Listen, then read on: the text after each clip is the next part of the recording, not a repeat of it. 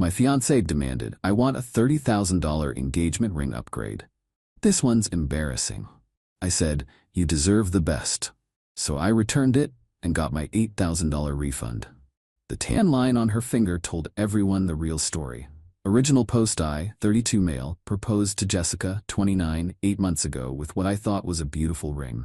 Classic solitaire, 1.2 carats, excellent clarity. Cost me $8,000, 3 months of salary after taxes, which is what everyone says you're supposed to spend, right? She said yes immediately, posted it all over social media. Her friends gushed. Life was good. Then about 2 months ago, her college roommate Brittany got engaged. The rock on that woman's finger could be seen from space. Custom design, 3 carats, the works. Suddenly my ring wasn't good enough anymore. Started subtle. Brittany's ring is so unique, isn't it? Then escalated. Did you know Derek spent $35K on hers? Then the comparisons. I mean, I love mine, but it's a bit traditional. Last Tuesday, she sat me down for a serious talk. Babe, I've been thinking, we should upgrade my ring. Me upgrade? Why? Well, it's just, when I'm with my friends now, it's kind of embarrassing. Everyone knows you make good money as a software engineer. This ring says junior accountant, not tech professional. My jaw dropped. Embarrassing? The ring you cried over 8 months ago? I've grown since then. And honestly, if you really loved me, you'd want me to have something that reflects our actual status. Brittany's Derek makes less than you, and look what she got. Me. So this is about competing with Brittany? It's about you showing everyone how much I'm worth to you. I found the perfect ring online. Only $30,000. We can trade this one in as partial payment. She pulled up her phone. The ring she wanted was massive, gaudy even. 3 bands of diamonds, custom halo. The center stone was 2.5 carats. It looked like something a real housewife would wear to make other real housewives jealous. I sat there, processing. 8 months ago, she sobbed with joy. Now my ring was embarrassing. The entitlement was staggering, but I smiled. You know what? You're absolutely right. You deserve the best. Her face lit up. Really? Oh my God, thank you. When can we go? How about this weekend? I said. We'll go to the jeweler, handle everything. She kissed me, already texting her friends about the upgrade. I sat there, planning. Not the upgrade she expected, though. Saturday came. She dressed up, practically vibrating with excitement. We drove to the jeweler, the same one where I'd bought the original ring. Jessica, I can't wait to see how much bigger the new one will look on my hand. We walked in. She immediately started browsing the expensive section while I quietly asked to speak with the manager, Daniel, who'd helped me pick the original ring. We need to process a return, I said calmly. Daniel looked confused. Is there a defect? Yeah, I said, loud enough for Jessica to hear. Turns out it's embarrassing. Jessica whipped around. What are you doing? Getting you what you deserve, I said. Which is nothing. If my ring embarrasses you, then you don't need to wear it. Her face went white. You can't be serious. Dead serious. Daniel, please process the return. Full refund, store credit, whatever your policy allows. Jessica started panic laughing. This is a joke, right? Some kind of lesson? No lesson, just consequences. You said the ring was embarrassing, so let's remove the embarrassment from your life. Daniel, absolute professional, started the paperwork. Store credit for $7,200. Depreciation hurt but expected. Jessica went from confused to angry to bargaining in about 30 seconds. Blake, stop this. I didn't mean it like that. You said, and I quote, it's kind of embarrassing. You compared me to Derek. You put a price tag on my love. I was just, everyone has nice things. I wanted to fit in. Then find someone who can afford your fitting in. Ring, please. She clutched her hand to her chest. No. Jessica, it's my ring, purchased by me, given conditionally upon marriage. We're not married yet. Legal precedent says it comes back to me if the engagement ends. The engagement isn't ending, she shrieked, causing other customers to stare. It is now, I said quietly. Ring, please. The next 5 minutes were rough. Crying, begging, accusations of emotional abuse, the works. But eventually she pulled the ring off and slammed it on the counter. You're going to regret this, she hissed. Doubt it, I replied, signing the return paperwork. She stormed out. I used part of the store credit to buy myself a nice watch I'd been eyeing. Petty? Maybe. Satisfying? Absolutely. Update 1. 3 days later, the fallout has been intense. Jessica went nuclear on social media within hours, posted a sob story about how I humiliated her in public and stole her engagement ring, conveniently left out the whole demanding a $30K upgrade part. Her mom called me that night. Gloria's always been a piece of work, but this was next level. Gloria, how dare you embarrass my daughter like that? Me? She embarrassed herself by calling my ring inadequate. She deserves the best. You make good money. What's $30,000 to someone like you? Someone like me? You tech people, you're all millionaires. Jessica deserves to show off a little. After everything she's done for you, what exactly has she done for me? She loves you. She was going to marry you. For the ring, apparently, not for me. You're twisting her words. She just wanted something nice. Me, she had something nice. $8,000 nice. That wasn't enough. That's nothing for an engagement ring these days. My friend's daughter got a $50,000 ring. Cool, tell Jessica to date him then. She hung up on me. Then came the flying monkeys. Her sister Madison, her best friend Ashley, even her yoga instructor, seriously, all reached out to tell me I was making a huge mistake. Madison's text. Jess is devastated. Can't you just talk to her? Maybe compromise on a $20K ring? Ashley called. You don't understand. Brittany has been making Jess feel so bad about her ring. She just wanted to feel equal. The yoga instructor still can't believe this. Jessica's chakras are all misaligned from the stress you've caused. Perhaps meditation and a new ring would help? But here's where it gets really good. Turns out Jessica had already been shopping for the new ring. As in, she'd put down a $2,000 deposit on that $30K monstrosity using her credit card, assuming I'd pay it off once we upgraded. She called me screaming yesterday because the jeweler won't refund her deposit since it was a custom order. Jessica, you have to help me. I can't afford to lose that money. Me, you put down a deposit without telling me? I wanted to surprise you with how proactive I was. I was making things easier for you. By spending $2,000 you don't have on a ring I never agreed to buy? Jessica, I used my credit card. The interest is going to kill me. Sounds like a you problem.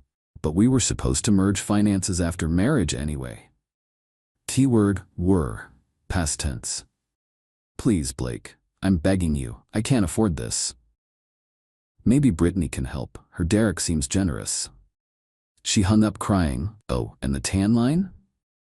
It's been 3 days, and you can already see where the ring used to be when she posts her workout selfies. She's been trying to cover it with foundation, but it's super obvious. Comments are starting to notice. Where's your ring, hun? Appearing under every photo. The best part, she can't even play the "we're taking a break" card because she already told everyone we were ring shopping last weekend. Her narrative is crumbling, and I'm just sitting here with my new watch, checking the time on my recovered freedom. Update 2, 1 week later. Y'all aren't ready for this level of entitlement. So Jessica's been spiraling. The tan line situation got worse because she went to a tanning salon to even it out, but only made it more obvious. Now she has a weird orange hand with a pale ring-shaped band. It's tragic. But that's not even the main event. Thursday, I get a call from my bank. Unusual activity on my account. Someone tried to add themselves as an authorized user on my credit card. 3 guesses who. Turns out, Jessica still had some of my information from when we were planning to merge finances. She'd filled out paperwork online claiming to be my spouse to get access to my credit line, to pay off her custom ring deposit. Bank shut it down immediately. Bless fraud protection. But the audacity, off the charts. I texted her, "Did you seriously just try to fraud your way onto my credit card?" "It's not fraud. We were engaged. That basically makes me your wife." Weh. Past tense. And no, it doesn't. I'm in a financial crisis because of you. You're in a crisis because you spent money you didn't have on a ring I didn't want to buy. Then, Saturday morning, 7 a.m., doorbell rings. I'm thinking package delivery. Nope, it's Gloria and Jessica's dad, Robert. He's carrying a manila folder like he's serving me legal papers. "Son, we need to talk man to man." "Me, I'm not your son." "Look, I've run the numbers. Jessica's out $2,000 for the deposit, plus she's been emotionally traumatized. We figure $10,000 covers damages and suffering." He actually pulls out an itemized list. I kid you not. Ring deposit, $2,000. Therapy costs, anticipated, $3,000. Social reputation damage, $2,000. Lost time investment in relationship, $3,000. Me, are you seriously trying to bill me for breaking up with your daughter? She gave you 3 years of her life, and I gave her 3 years of mine. We're even. Robert, be reasonable. You make 6 figures. This is pocket change for you. You know what? You're right. Let me get my checkbook. Their eyes lit up. I went inside, came back with a piece of paper. But it wasn't a check. It was my own itemized list. 3 years of rent, she moved into my apartment, $36,000. Utilities, groceries, dates, I paid 90% of everything, $45,000. Vacation to Hawaii last year, $6,000. Her car repairs I covered, $3,000. Total, $90,000. So if we're doing this, you owe me $80,000 after your $10,000 request. Cash or check? Robert turned purple. Gloria started sputtering about how that's not how relationships work. Me, exactly. So take your invoice and leave. They threatened small claims court. I told them to go ahead. Haven't heard back on that front yet. But then, Sunday night, Jessica shows up. With Brittany. Brittany, the catalyst of this whole disaster. Jessica, Brittany wants to apologize. Brittany, looking uncomfortable. I didn't mean to cause problems. I was just excited about my ring. You didn't cause anything. Jessica's entitlement did. See, so can we please just move past this? I'll take the original ring back. No upgrade needed. The absolute nerve. That ring is gone, returned, the money's been spent. Jessica, on what? Me, my watch, and a decent bourbon to celebrate dodging a bullet. Brittany actually gasped. You can't be serious. Over a ring? It was never about the ring. It was about being told that my expression of love was embarrassing. It was about being compared to Derek and found wanting. It was about learning my fiancé's love had a price tag. Jessica started ugly crying.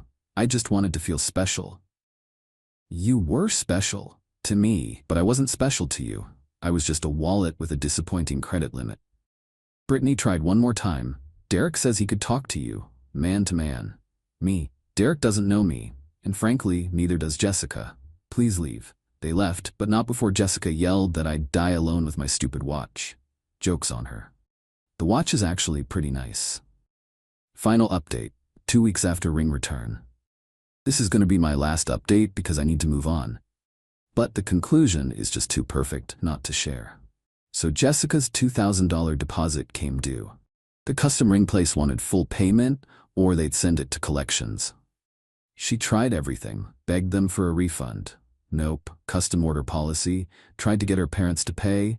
They're retired and on a fixed income, even started a crowdfunding campaign claiming she was scammed by a jeweler. It got taken down for being misleading. In desperation, she did something I didn't see coming. She went after Derek. Yep, Brittany's Derek.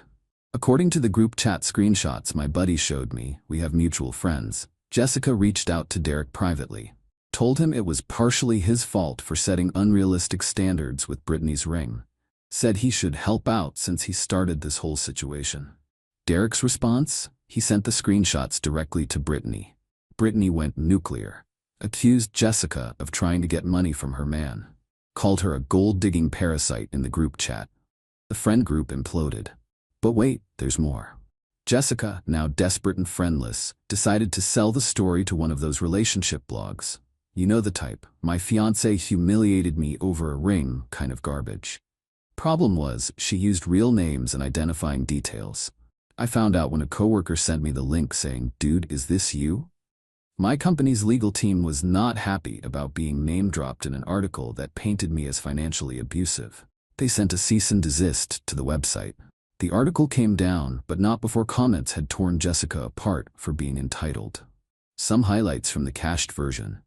So you wanted a $30K ring but only had $2K? Math isn't mathing. He dodged a tactical nuke, not a bullet. The tan line of shame makes this poetry. Last I heard through the grapevine, Jessica had to take out a personal loan to pay off the deposit. The interest rate is apparently brutal, because her credit is shot from maxing cards on wedding planning for a wedding that's not happening. She moved back in with her parents. Gloria posts passive-aggressive memes about men who don't know how to treat queens. Brittany dropped her completely. Apparently told everyone Jessica was toxic and materialistic. The tan line is still visible in her latest Instagram posts, though she's trying to angle her hand away from the camera now. As for me, I'm doing pretty well. Started dating someone new, met her at a bookstore, not through apps. She's amazing. When I told her this whole story on our third date, figured honesty was important, she laughed so hard she nearly choked on her coffee. Her response?